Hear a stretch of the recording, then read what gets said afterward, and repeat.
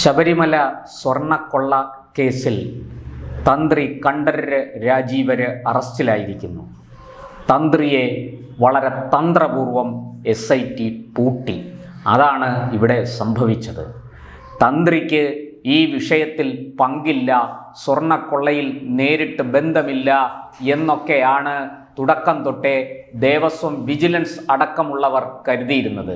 എന്നാൽ അന്വേഷണം പുരോഗമിക്കും തോറും അന്വേഷണ സംഘത്തിന്, അത് ദേവസ്വം വിജിലൻസ് ആകട്ടെ ഇപ്പോൾ SIT ആകട്ടെ, അവർക്ക് വ്യക്തമായി മനസ്സിലായി തന്ത്രിക്ക് ഇതുമായിട്ട് നേരിട്ട് ബന്ധമുണ്ട് എന്നുള്ള കാര്യം അവർക്ക് മനസ്സിലായി. പക്ഷേ അവർ തെളിവുകൾ ലഭിക്കാൻ വേണ്ടി, തെളിവുകൾ ശേഖരിക്കാൻ വേണ്ടിയിട്ട് വളരെ തന്ത്രപൂർവം കെണികൾ ഒരുക്കി കാത്തിരുന്നു. ഈ ദേവസ്വം ബോർഡ് മുൻ പ്രസിഡന്റ് A. പത്മകുമാറിൻ്റെ ജാമ്യ ഹർജി കോടതികളിൽ വരുന്ന സമയത്ത് പോലും നമ്മുടെ SITയുടെ നിലപാട് തന്ത്രിക്കെതിരായിരുന്നില്ല. അവിടെ തന്ത്രിക്കെതിരെ പല ആരോപണങ്ങളും കോടതികളിൽ ഉയരുമ്പോഴും SIT നിശബ്ദത പാലിച്ചു. തന്ത്രിയുടെ പങ്കിനെക്കുറിച്ച് തെളിവുകളൊന്നുമില്ല എന്ന ഒരു നിലപാടിലാണ് SIT നിന്നിരുന്നത്. ഇത് കാര്യങ്ങൾ സുഗമമായി മുന്നോട്ട് കൊണ്ടുപോയി. SIT വളരെ കൃത്യമായിട്ട് ഉണ്ണികൃഷ്ണൻ പോറ്റിയെയും തന്ത്രി രാജീവരെയും ബന്ധിപ്പിക്കുന്ന തെളിവുകൾ കൃത്യമായി ശേഖരിച്ചു. ഈ ദേവസ്വം ബോർഡിലെ ശബരിമലയിലെ ജീവനക്കാരെ അടക്കം വിവിധ തലങ്ങളിൽ, വിവിധ സമയങ്ങളിൽ, വിവിധ അവസരങ്ങളിൽ ചോദ്യം ചെയ്ത് മൊഴികൾ ശേഖരിച്ചു. പരസ്പരം ആ മൊഴികൾ താരതമ്യം ചെയ്തു നോക്കി. അതിൽ നിന്ന് കൃത്യമായിട്ടും SITക്ക് ഒരു കാര്യം മനസ്സിലായി: ഈ ഉണ്ണികൃഷ്ണൻ പോറ്റിയെ ശബരിമലയിൽ എത്തിച്ചത് തന്ത്രി രാജീവരാണ് എന്നത്. തുടർന്ന് അതിലേക്കുള്ള തെളിവുകളെല്ലാം ശേഖരിച്ചുകൊണ്ട് SIT വളരെ സമർത്ഥമായി കെണിയൊരുക്കുകയായിരുന്നു. ഇന്ന് രാവിലെ മൊഴിയെടുക്കാൻ വിളിപ്പിക്കുമ്പോൾ പോലും തന്ത്രി രാജീവർക്ക് അറിയില്ലായിരുന്നു അറസ്റ്റ് നടക്കും എന്നുള്ള കാര്യം. വളരെ പെട്ടെന്നാണ് SIT കാര്യങ്ങൾ കീഴ്മേൽ മറിച്ചത്. അറസ്റ്റിലേക്ക് പോയി. ആദ്യം കസ്റ്റഡിയിൽ വെച്ചു, പിന്നീട് അറസ്റ്റ് രേഖപ്പെടുത്തി. ആരോഗ്യ പരിശോധനയ്ക്കായിട്ട് മെഡിക്കൽ സംഘത്തിൻ്റെ മുന്നിൽ തന്ത്രിയെ എത്തിച്ചു. ഇനി കോടതിയിൽ ഹാജരാക്കി റിമാൻഡ് ചെയ്യുകയാണ് ഉണ്ടാവുക. എന്തായാലും SITയുടെ ഈ തന്ത്രപരമായ നീക്കം കയ്യടി നേടിയിരിക്കുന്നു എന്ന് തന്നെ പറയാം. കാരണം A. പത്മകുമാർ, ദേവസ്വം ബോർഡിൻ്റെ മുൻ പ്രസിഡന്റ്, പല ഘട്ടങ്ങളിലും തന്ത്രിക്കെതിരായ മൊഴി വ്യക്തമായി പറഞ്ഞിരുന്നു. തന്ത്രിക്ക് ഈ വിഷയത്തിലുള്ള പങ്ക് വളരെ വ്യക്തമായി പറഞ്ഞിരുന്നു. മാത്രമല്ല, വാജിവാഹനത്തിൻ്റെ കാര്യം ഞാൻ മുൻ ചർച്ചയിൽ ചൂണ്ടിക്കാട്ടിയതാണ്. അതുമാത്രമല്ല, മറ്റൊരു ഞെട്ടിക്കുന്ന വിവരം കൂടി ഇപ്പോൾ പുറത്തു വരുന്നുണ്ട്.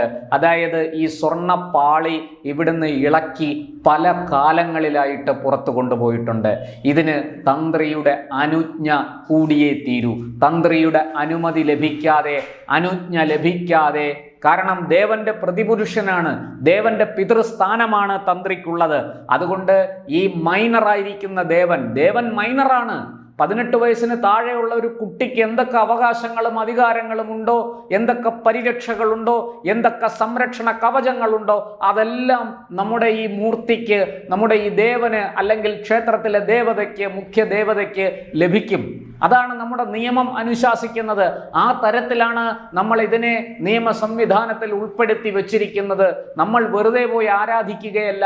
ഇതിനൊക്കെ പതിറ്റാണ്ടുകളായി, നൂറ്റാണ്ടുകളായി പിന്തുടർന്നു വരുന്ന നിയമ സംഹിതകളുണ്ട്.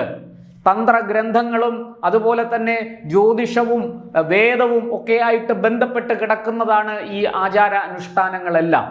അതുകൊണ്ട് തന്നെ ഇതിനെയൊന്നും അങ്ങനെ അത്ര പെട്ടെന്നൊന്നും കളിപ്പിക്കാൻ, തട്ടിപ്പിനിരയാക്കാൻ കഴിയില്ല.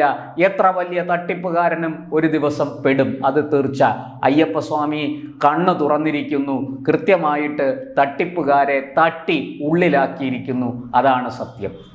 അങ്ങനെ ഈ ശബരിമല ശ്രീകോവിലിലെ സ്വർണ്ണപ്പാളികൾ, ഈ സ്വർണം പൊതിഞ്ഞിരിക്കുന്ന ആ പാളികൾ പല സന്ദർഭങ്ങളിലും അടർത്തി പുറത്തു കൊണ്ടുപോയിട്ടുണ്ട് എന്ന ഒരു വിവരം ഇവിടെ എവിടെയൊക്കെയോ പറഞ്ഞു കേൾക്കുന്നുണ്ട്. ഞാനിപ്പോൾ കൂടുതൽ വിശദാംശങ്ങളിലേക്ക് പോകുന്നില്ല. പക്ഷേ SITക്ക് പല സന്ദർഭങ്ങളിലും അത് സംബന്ധിച്ച സൂചനകൾ കിട്ടുന്നുണ്ട്. കാരണം ഈ സ്വർണ്ണപ്പാളികൾ അടർത്തിക്കൊണ്ടുപോയി എവിടെയൊക്കെയോ എന്തൊക്കെയോ ചെയ്തിരിക്കുന്നു. ചിലയിടത്ത് പൂജ നടത്തിയിരിക്കുന്നു, ചിലയിടത്തത് അതിൻ്റെ ഭാഗങ്ങൾ മുറിച്ച് വിറ്റിരിക്കുന്നു. ഇനി അതൊക്കെ വിദേശത്തേക്ക് കടത്തിയിട്ടുണ്ടോ എന്ന ചോദ്യവും ഇവിടെ ഉയരുന്നുണ്ട്. കാരണം ഇതിന് വെറും സ്വർണത്തിൻ്റെ മൂല്യമല്ല ഉള്ളത്, ഇതിൻ്റെ ആൻറ്റിക് വാല്യൂ വളരെ വലുതാണ്. അതുമാത്രമല്ല ഇതിൻ്റെ വിശ്വാസമൂല്യവും വളരെ വലുതാണ്. അത് നമ്മൾ മനസ്സിലാക്കിയിരിക്കണം. അതുകൊണ്ടാണ് ഇത് കടൽ കടന്നിരിക്കാനുള്ള സാധ്യത തള്ളിക്കളയാൻ പറ്റില്ല എന്ന് പറഞ്ഞത്. ഇനി മറ്റൊരു വിവരം, ഉണ്ണികൃഷ്ണൻ പോറ്റി സെക്രട്ടേറിയറ്റിൽ ഒരു ആംബുലൻസ് ഉദ്ഘാടനത്തിന് വന്ന് മുഖ്യമന്ത്രിയുമായിട്ട് ഒരുമിച്ച് നിൽക്കുന്ന ചിത്രങ്ങളും വീഡിയോയും ഒക്കെ പുറത്തു വന്നു. സമാനമായി ഉണ്ണികൃഷ്ണൻ പോറ്റി ഡൽഹിയിലെത്തി കോൺഗ്രസ് മുൻ അധ്യക്ഷ UPA മുൻ ചെയർപേഴ്സൺ ശ്രീമതി സോണിയാഗാന്ധിയുമായിട്ട് ഒരുമിച്ച് നിൽക്കുന്ന ചിത്രങ്ങൾ പുറത്തു വന്നു. പൂജിച്ച ചരട് അവരുടെ കയ്യിൽ കെട്ടിക്കൊടുക്കുന്ന, ഉണ്ണികൃഷ്ണൻ പോറ്റി കെട്ടിക്കൊടുക്കുന്ന ചിത്രവും പുറത്തു വന്നു. നേരത്തെ തന്നെ BJPയുടെ മുൻ അധ്യക്ഷൻ K. സുരേന്ദ്രൻ ഈ വിഷയം ചൂണ്ടിക്കാണിച്ചിരുന്നു. സോണിയാഗാന്ധിയുടെ ഏറ്റവും അടുത്ത ബന്ധു ഇറ്റലിയിൽ അടക്കം യൂറോപ്പിലെ പല രാജ്യങ്ങളിലും അവർക്ക് ഈ പുരാതന വസ്തുക്കൾ, പൗരാണിക മൂല്യമുള്ള വസ്തുക്കൾ, വിഗ്രഹങ്ങൾ, ഈ വളരെ പഴക്കം ചെന്ന ഇത്തരം ഹൈന്ദവ ധർമ്മവുമായി ബന്ധപ്പെട്ട, ഹിന്ദു വിശ്വാസവുമായി ബന്ധപ്പെട്ട ഉപയോഗിക്കുന്ന വസ്തുക്കൾ, ഇതിൻ്റെ കച്ചവടമുണ്ട്, ഇതിൻ്റെ മ്യൂസിയമുണ്ട് എന്ന കാര്യം ശ്രീ K. സുരേന്ദ്രൻ നേരത്തെ ചൂണ്ടിക്കാണിച്ചതാണ്. അദ്ദേഹം ഇത് വിശദീകരിച്ചുകൊണ്ടൊരു പത്രസമ്മേളനം തന്നെ നടത്തി. അത് ശ്രീമതി സോണിയാഗാന്ധിയുടെ വളരെ അടുത്ത രക്തബന്ധത്തിലുള്ള ഒരാളാണ്. ഇക്കാര്യം എന്തുകൊണ്ട് അന്വേഷിക്കുന്നില്ല എന്ന് K. സുരേന്ദ്രൻ അന്ന് ചോദിച്ചിരുന്നു. മാത്രമല്ല ഇത് സംസ്ഥാന സർക്കാരിന് കീഴിലുള്ള ഈ പോലീസ് സേനയിലെ ATS അംഗങ്ങൾ അന്വേഷിച്ചാൽ തീരില്ല, അതുകൊണ്ട് ഇത് കേന്ദ്ര ഏജൻസിയെ ഏൽപ്പിക്കണം എന്നും K. സുരേന്ദ്രൻ ആവശ്യപ്പെട്ടിരുന്നു. ഇവിടെ ഈ തന്ത്രി രാജീവര് കൂടി അറസ്റ്റിലായ ഈ സന്ദർഭത്തിൽ നമുക്ക് K. സുരേന്ദ്രൻ്റെ ആ ആവശ്യത്തിന് വലിയ പ്രാധാന്യമുണ്ട് എന്ന് മനസ്സിലാക്കാം. കാരണം കോടതി തന്നെ ചൂണ്ടിക്കാണിച്ചതാണ് ഈ സാധനങ്ങൾ വിദേശത്തേക്ക് കടത്തിയോ എന്ന് പല ഒരു ചോദ്യം ഉയർന്നതാണ്. അതുമാത്രമല്ല ഇവർ പറയുന്നത് സ്വർണം ഉരുക്കിയെടുത്തു എന്നാണ് പറയുന്നത്. അല്ല, ഈ സ്വർണ്ണപ്പാളികൾ ഇവിടെ നിന്ന് വിദേശത്തേക്ക് കടത്തിയിരിക്കാം. അങ്ങനെ കടത്തി അതിൻ്റെ ആൻറ്റിക് വാല്യൂ അടക്കമുള്ള വലിയ വിലയ്ക്ക് അത് വിറ്റിരിക്കാം എന്ന സംശയം വളരെ കൃത്യമായിട്ട് ഉയരുന്നുണ്ട്. ഉണ്ണികൃഷ്ണൻ പോറ്റി ഒരു ചെറിയ മീനല്ല, ഒരു വമ്പൻ സ്രാവാണ് ഉണ്ണികൃഷ്ണൻ പോറ്റി. ഉണ്ണികൃഷ്ണൻ പോറ്റി വമ്പൻ സ്രാവാണെങ്കിൽ തന്ത്രി രാജീവര് ഒരു വലിയ തിമിംഗലമാണ് എന്ന് പറയേണ്ടി വരും. ഇനി ആ തിമിംഗലത്തിൻ്റെ പുറകിൽ നീലത്തിമിംഗലങ്ങൾ വേറെ ഉണ്ടോ എന്നാണ് അറിയേണ്ടത്. ഈ ഭൂമിയിലെ ഏറ്റവും ഭീമാകാരമായ ജന്തു നീലത്തിമിംഗലമാണ്. അത്തരത്തിലുള്ള കാട്ടുകള്ളന്മാർ, കാട്ടുകൊള്ളക്കാർ ഈ കേസിൽ ഇതിൻ്റെ പുറകിൽ എവിടെയോ ഇരുന്ന്, അണിയറയിലിരുന്ന് ചരട് വലിക്കുന്നുണ്ട് എന്ന ഒരു സംശയമാണ് ഇപ്പോൾ ഉയരുന്നത്. തീർച്ചയായിട്ടും ഈ വിഷയങ്ങളിലൊക്കെ അന്വേഷണം ചെന്നെത്തണം. ഒരു തന്ത്രിയെ അറസ്റ്റ് ചെയ്തതുകൊണ്ട് മാത്രം ഈ കേസ് അവസാനിക്കില്ല. തന്ത്രി അപരാധിയോ നിരപരാധിയോ നമുക്കറിയില്ല, അത് കോടതിയിൽ തെളിവുകളുടെ അടിസ്ഥാനത്തിൽ തീരുമാനിക്കപ്പെടട്ടെ. പക്ഷേ നമുക്ക് ഈ കേസിന് തുമ്പുണ്ടായിരിക്കണം. ഏറ്റവും വലിയ ഒരു കുറവ് ഇപ്പോഴും അനുഭവപ്പെടുന്നത് തൊണ്ടി മുതൽ കണ്ടെടുക്കാൻ സാധിച്ചിട്ടില്ല ഇതുവരെ SITക്ക്. ഈ തൊണ്ടി മുതൽ കടൽ കടന്നിട്ടുണ്ടെങ്കിൽ SIT എങ്ങനെ കണ്ടെടുക്കും എന്ന ചോദ്യമാണ് ഇപ്പോഴും ഉയരുന്നത്. അതിന് ഉത്തരം കിട്ടിയിട്ടില്ല ഇതുവരെ. അതുകൊണ്ട് തന്നെ ഈ വിഷയങ്ങളിലെല്ലാം ആഴത്തിൽ അന്വേഷണം നടക്കേണ്ടതുണ്ട്. ഒരു കേന്ദ്ര ഏജൻസിയുടെ അന്വേഷണം, ഹൈക്കോടതിയുടെ മേൽനോട്ടത്തിൽ കേന്ദ്ര ഏജൻസിയുടെ അന്വേഷണം നടന്നാൽ കൃത്യമായിട്ട് ഇതിന് തുമ്പുണ്ടാകും എന്ന് നമുക്ക് കരുതാം.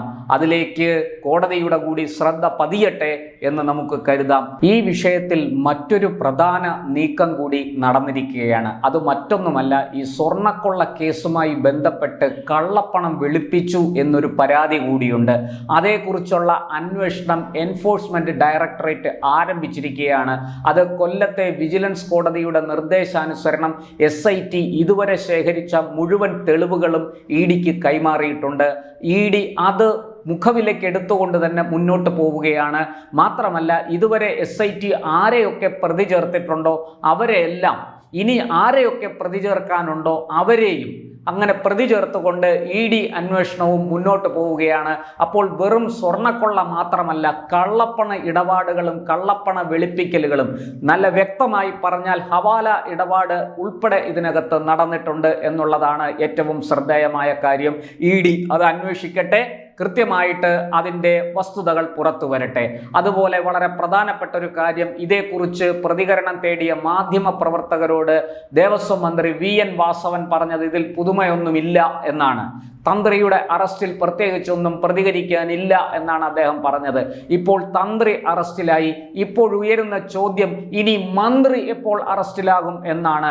ദേവസ്വം മന്ത്രി കടകംപള്ളി സുരേന്ദ്രന് ഇതിൽ നിന്ന് കൈ കഴുകി മുന്നോട്ട് പോകാൻ കഴിയില്ല. ഞാൻ നിരപരാധിയാണ് എന്ന് ആവർത്തിച്ചു കൊണ്ടിരുന്നത് കൊണ്ട് കാര്യമൊന്നുമില്ല.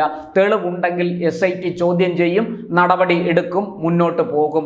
ഒരു പക്ഷേ തന്ത്രിക്ക് പിന്നാലെ മന്ത്രിയും പെടും എന്ന് നമുക്ക് പ്രതീക്ഷിക്കാം. കേസ് ആ വഴിക്കൊക്കെയാണ് മുന്നോട്ട് പോകുന്നത്. എന്തായാലും ഇപ്പോൾ ഒരു തന്ത്രിയുടെ അറസ്റ്റ് കൊണ്ട് ഇതൊന്നും അവസാനിക്കുന്നില്ല. ഈ കേസ് ഇനിയും ഏറെ മുന്നോട്ട് പോകാനുണ്ട് എന്ന് അരിയാഹാരം കഴിക്കുന്നവർക്കൊക്കെ അറിയാം. അതുകൊണ്ട് SIT കൂടുതൽ ഊർജ്ജസ്വലമായി, കൂടുതൽ കരുത്തോടെ അന്വേഷണവുമായി മുന്നോട്ട് പോകട്ടെ. ഒപ്പം ഇത് വിദേശത്തേക്ക് കടത്തിയിട്ടുണ്ടെങ്കിൽ തീർച്ചയായിട്ടും കേന്ദ്ര ഏജൻസിയുടെ ഇടപെടൽ വേണ്ടിവരും എന്ന് വ്യക്തമാണ്. അതിലേക്കായി നമുക്ക് കാത്തിരിക്കാം.